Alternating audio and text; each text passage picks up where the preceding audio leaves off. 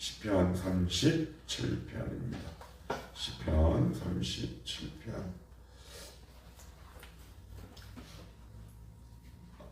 주보에 있는 37편 전체로 되어 있는데 양이 조금 많아서 두 번에 걸쳐서 나눠봅시다. 오늘은 1절로부터 20절까지 보고 월요일부터 21절부터 끝절까지입니다. 자, 37편 1절에서 20절까지 우리 한 절씩 교독하면서 봅시다. 제가 먼저 1절 읽겠습니다. 악을 행하는 자들 때문에 불평하지 말며 불의를 행하는 자들을 시기하지 말지어다. 그들이 불과 같이 속히 배임을 당할 것이며 푸른 채소같이 세상할 것이니라. 여호와를 의뢰하고 선을 행하라. 땅에 머무는 동안 그의 성실을 먹을거리로 삼을지어다. 또 여호와를 기뻐하라. 그가 내 마음의 소원을 내게 이루어 주시리라. 내 길을 여호와께 맡기라. 그를 의지하면 그가 이루시고 내 의를 빛같이 나타내시며 내 공의를 정오의 빛같이 하시리로다. 여호와 앞에 잠잠하고 참고 기다리라. 자기 일이 형통하며 악한 꾀를 이루는 자 때문에 불평하지 말지어다. 분을 그치고 노를 버리며 불평하지 말라.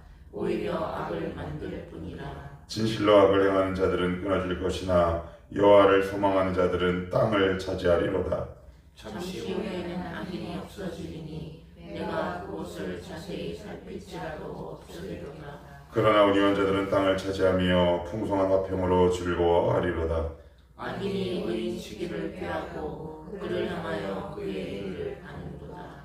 그러나 주께서 그를 비웃으시리니 그의 날이 다가옴을 보심이로다.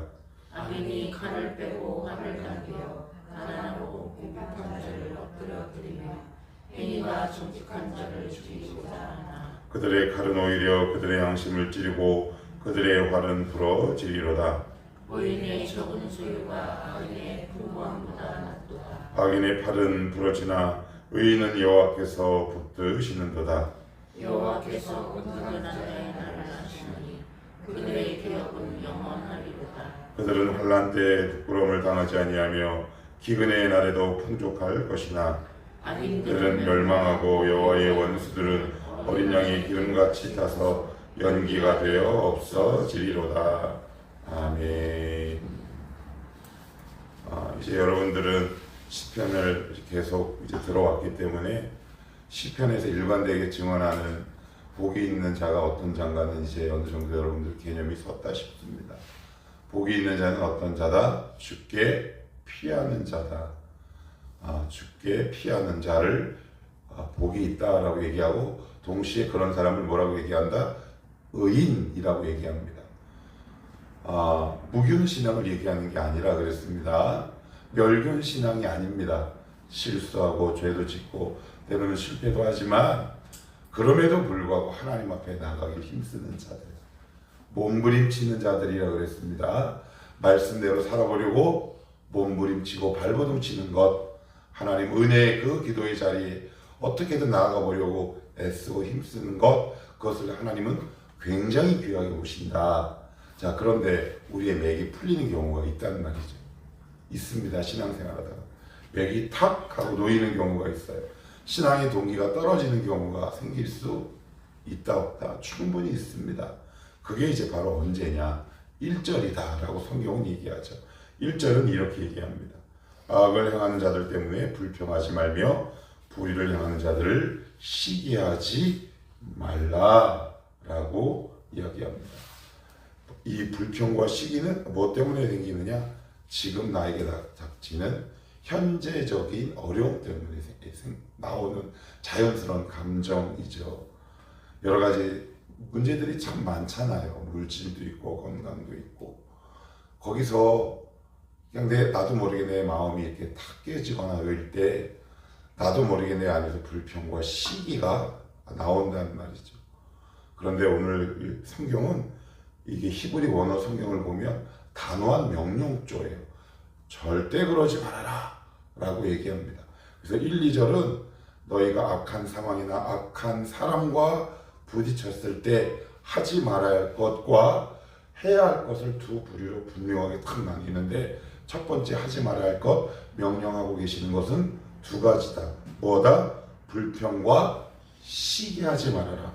시기하지 말아라. 이게 굉장히 우리에게 와닿습니다.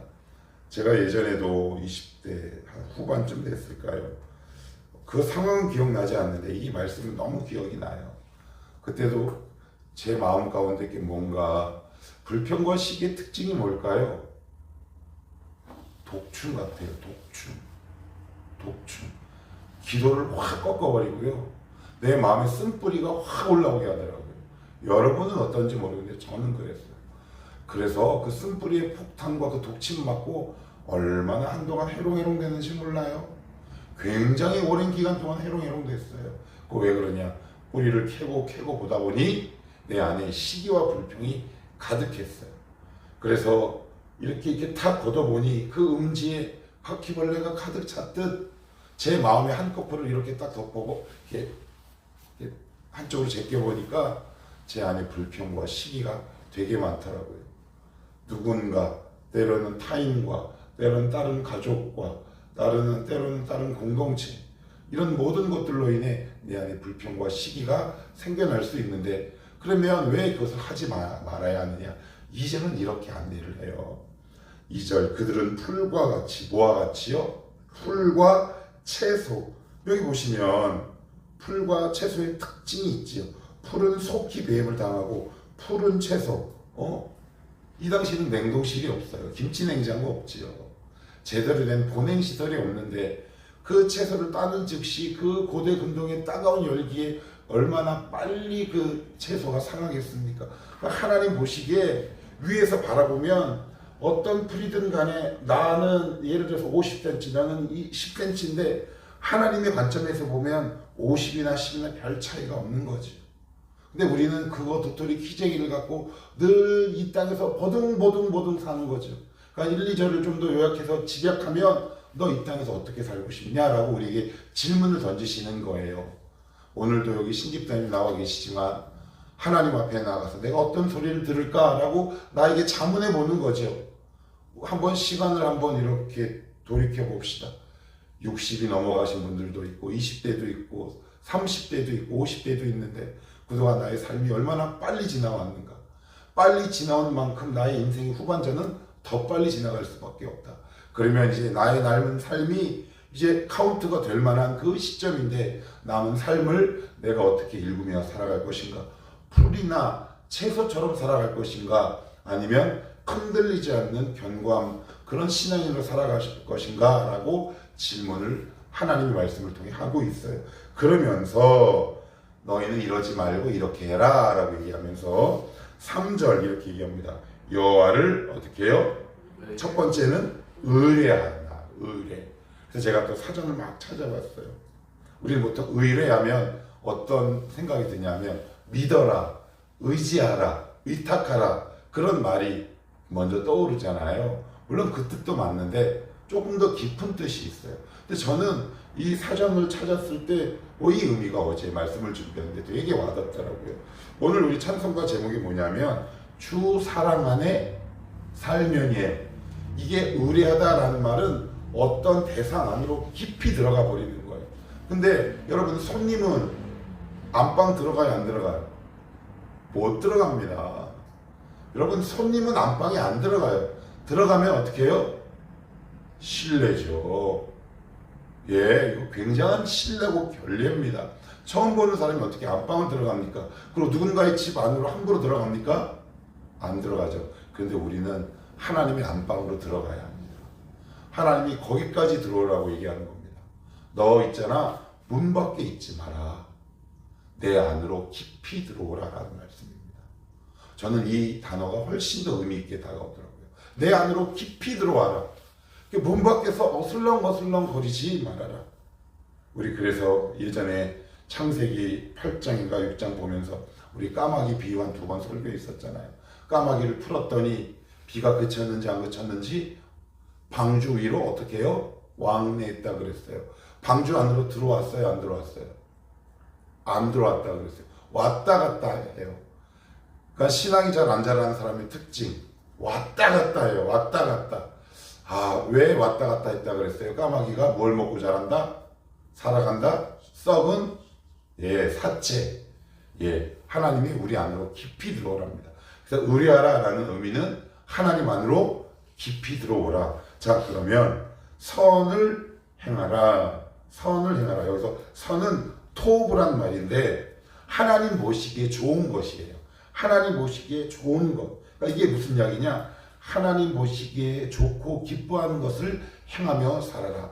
불평과 시기가 우리 가운데 딱 일어나면 어떤 일이 생겨요? 에이 몰라 나 아무것도 안 해. 딱 그렇게 된단 말이에요. 그렇게 하지 말고 하나님이 보기에 아름답고 기뻐하는 것들을 찾아서 해라 라고 말씀하고 있고요. 자, 그리고 그 다음에 또 이렇게 얘기합니다. 성실을 먹을거리로 삼을지어다.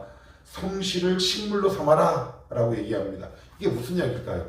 성실은 피스티스예요. 신실함이에요. 그런데 이 신실함은 원래는 인간은 신실해요? 안 신실해요? 신실한 인간은 원래 없어요. 그래서 이 믿음, 성실에서 무슨 단어가 나왔느냐? 성실에서 믿음이라는 단어가 나온 거거든요. 그러니까 이 말씀은 어떤 뜻이다?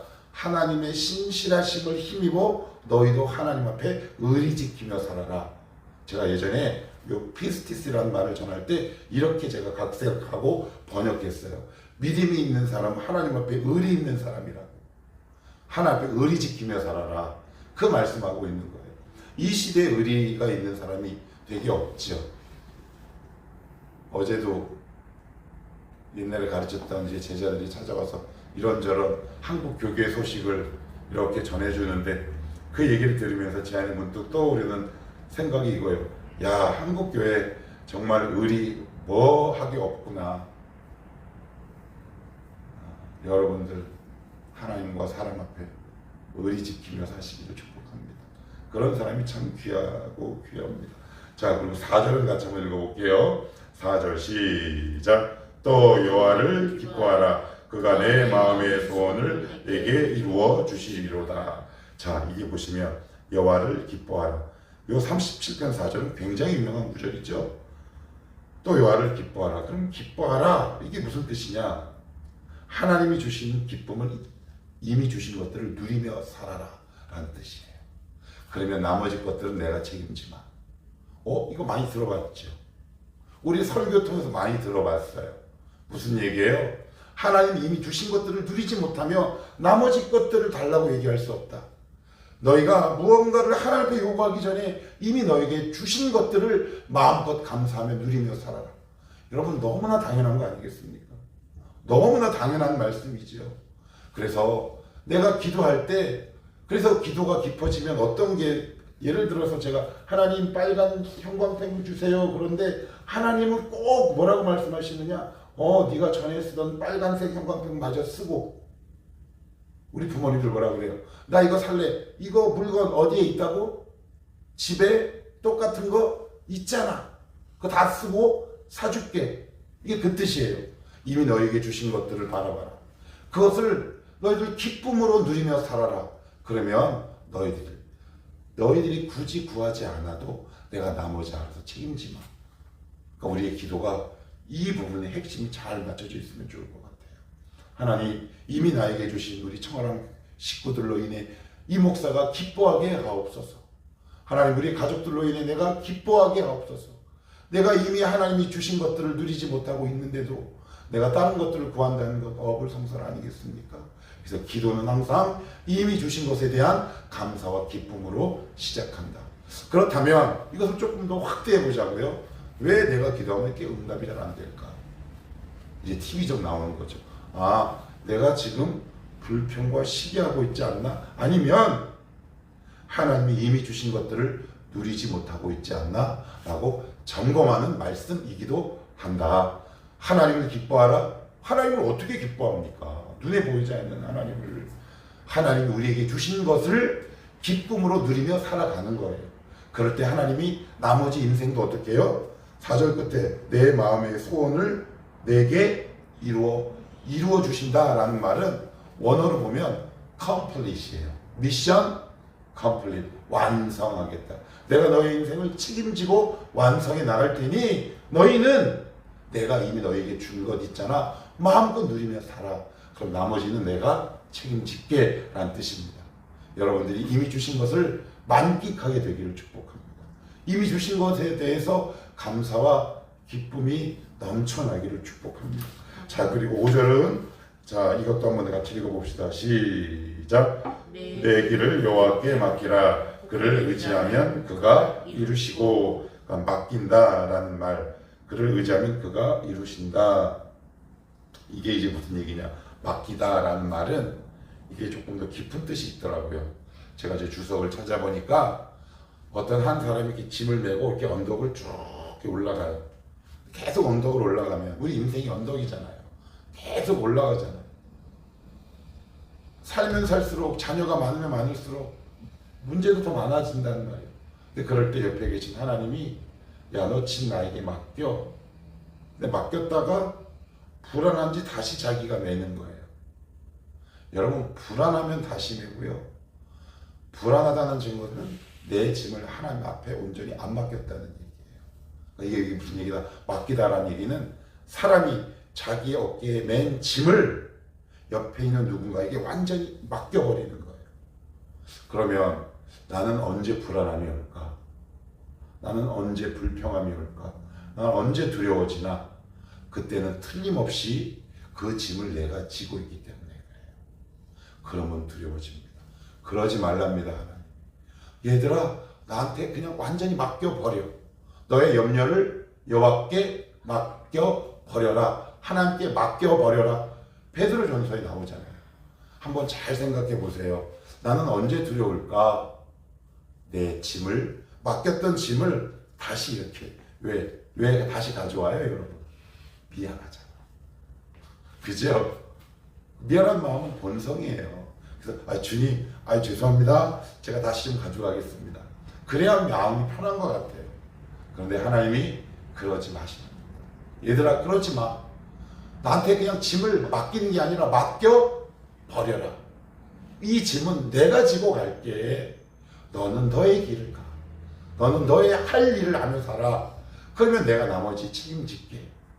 여러분들, 이 말씀이 큰 위로가 격려가 되었으면 좋겠고요. 자, 그리고 7절 마지막 한 절만 더 보고 마칩시다. 시작. 여호와 앞에 잠잠하고 참고 기다리라. 자기 길이 형통하며 악한 꾀를 이루는 자 때문에 불평하지 말지어다. 여기 또 뭐 하지 말라고 그래요? 불평하지 말라. 근데 어떤 자들 때문에? 여호와 앞에 자기 길이 형통한 자. 자기 길이라는 길이 무슨 말이에요? 자기 길. 자기 길. 자기가 선택한 길. 자, 그러면 악인은 자기가 설계해 놓은 인생과 길을 누구랑 가요? 혼자 가요. 근데 우리는 누구랑 가요? 하나님이랑 가요. 혼자 가는 게 빨라요? 하나님이랑 가는 게 빨라요? 혼자 가는 게 빨라요. 여러분, 그래서 하나님 없이 혼자 가는 사람이 어떨 때는 굉장히 성취가 빠를 때가 있습니다. 그런데 제가 여러 차례 말씀드리지만 하나님도 살아있는 인격체, 나도 살아있는 인격체. 씨름하고 할까요 말까요? 하나님 어디로 가야 돼요? 얘기해야지, 대화해야죠. 중간중간에 이분이랑 또 씨름, 또 문제 풀어야죠. 언제 가냐고요. 근데 이 세상은 자기가 설계한 길을 자기가 가기 때문에 훨씬 더 속도가 빠르다. 그러니 그걸 보고 불평이 생긴다. 그러지 마라. 내가 너희 붙들고 있다. 너희 눈앞에 너희보다 지금 빠르게 보이는 그 자들 때문에 불평하거나 낙심하지 말고 너희 짐을 나에게 완전히 던져서 맡기면, 그리고 이미 내가 너에게 준 것들 마음껏 기쁨으로 누리며 살아갈 때 내가 너의 인생을 미션 컴플릿 완성하겠다. 오늘 이 말씀이 여러분 가운데 마음에 새겨지게 되기를 축복합니다. 우리 가운데 있는 짐과 두려움을 우리의 대신 짐 조시는 예수님께 오늘 맡겨버리시고, 오늘도 여러분들이 기도하고 나가실 때는 평안과 기쁜 마음으로 돌아가시는 귀한 아침 시간이 되기를 주님의 이름으로 축복합니다.